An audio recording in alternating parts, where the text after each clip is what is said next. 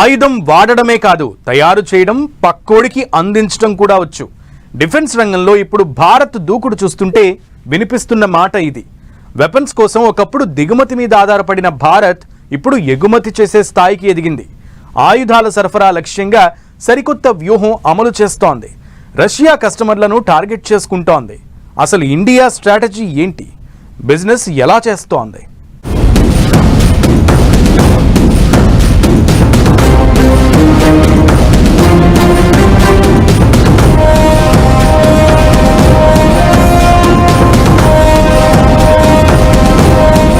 Defence ఉత్పత్తుల్లో భారత్ దూకుడు, ఆయుధాల అమ్మకాలపై ఇండియా ఫోకస్, రష్యా కస్టమర్లను టార్గెట్ చేస్తున్న భారత్. ఆ దేశాలు మన ఆయుధాలు కొంటాయా? స్ట్రాటజీ ఏంటి? వాళ్లే ఎందుకు టార్గెట్? ఆయుధాల కోసం ఎదురు చూసే పరిస్థితి ఒకప్పుడు, అదే ఆయుధం అందించే స్థితి ఇప్పుడు. భారత్ ఎలా ఎదిగింది, ఎదుగుతోందని చెప్పడానికి ఇదే బెస్ట్ ఎగ్జాంపుల్. ప్రపంచంలోనే ఒకప్పుడు అతిపెద్ద ఆయుధ దిగుమతిదారుగా ఉన్న భారత్ ఇప్పుడు స్వదేశీ రక్షణ ఉత్పత్తులను ప్రోత్సహిస్తూ ఆయుధ ఎగుమతుల్లో కీలకంగా అవతరిస్తోంది.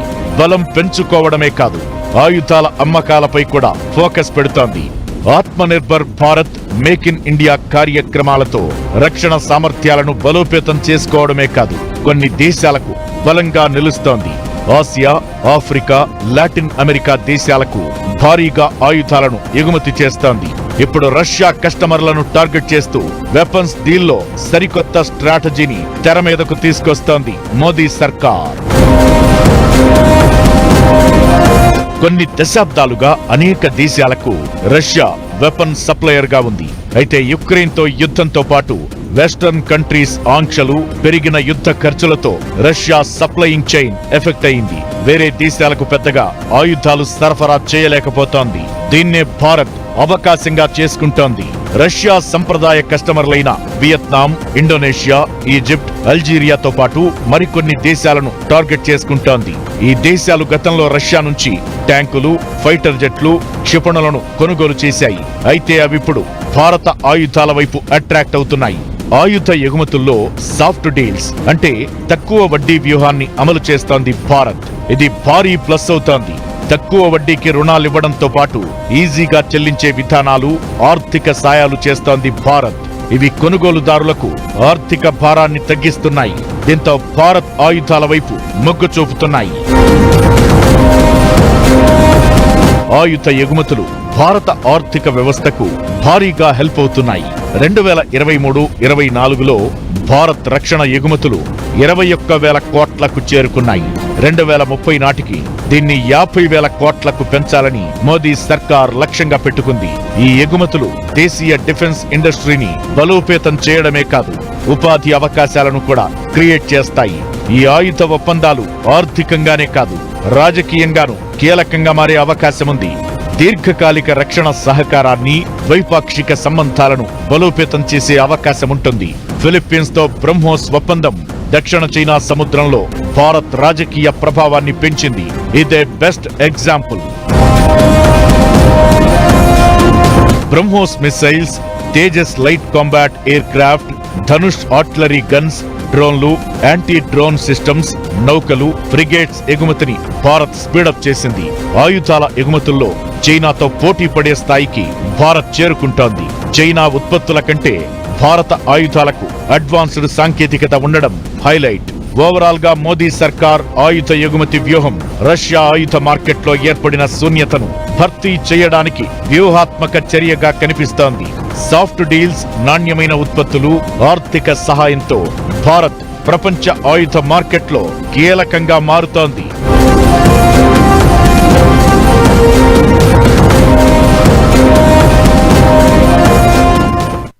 బలంగా మారడమే కాదు, బలంగా నిలవడం కూడా తెలుసు అన్నట్లుగా మోదీ సర్కార్ ఎన్నో దేశాలకు ఆయుధాలు సరఫరా చేస్తోంది. ఆత్మనిర్భర్ భారత్ పథకం కింద రక్షణ ఉత్పత్తిని పెంచాలని తీసుకున్న నిర్ణయం ఇప్పుడు మంచి ఫలితాలను ఇస్తోంది. 100కు పైగా ప్రభుత్వ, ప్రైవేటు రక్షణ ఉత్పత్తుల కంపెనీలు 30 దేశాలకు ఎగుమతులు చేస్తున్నాయి.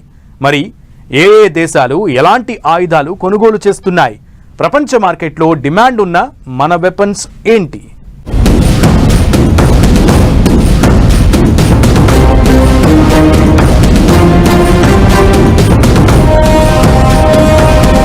రెండు 2015లో రెండో అతిపెద్ద ఆయుధ దిగుమతిదారుగా ఉన్న భారత్ ఇప్పుడు 25 అతిపెద్ద ఆయుధ ఎగుమతిదారుల్లో ఒకటిగా నిలిచింది.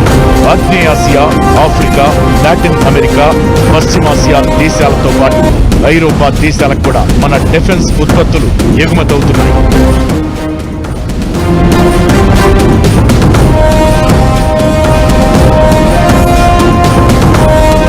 బ్రహ్మోస్ క్షిపణులు, పినాక రాకెట్లు, అధునాతన రాడార్లు, డార్నియర్ విమానాలతో పాటు పేలుడు పదార్థాలు, ఫిరంగి గుళ్ళు, మందుగుండు, తుపాకులు, పారాషూట్లు, సైనిక దుస్తులు, ట్రక్కులు కూడా ఉన్నాయి.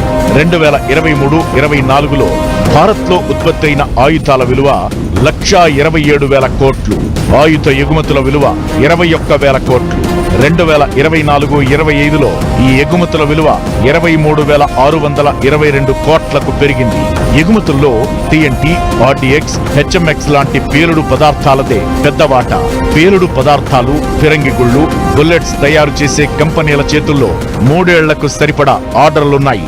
రోజు రోజుకు పెరుగుతున్న డిమాండ్ను తట్టుకోవడానికి ప్రైవేట్ రంగంలో త్వరలోనే 5 కొత్త మందుగుండు ఫ్యాక్టరీలు ప్రారంభం కాబోతున్నాయి.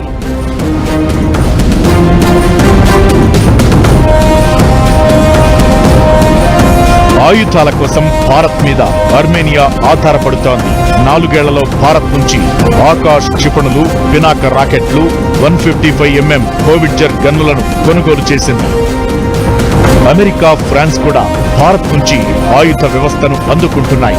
బోయింగ్, లాక్హీడ్ లాంటి అమెరికన్ రక్షణ కంపెనీలు భారత్లో ప్లాంట్లు పెట్టి ఇక్కడి నుంచి విమానాలు, హెలికాప్టర్ల విడిభాగాలను దిగుమతి చేసుకుంటున్నాయి.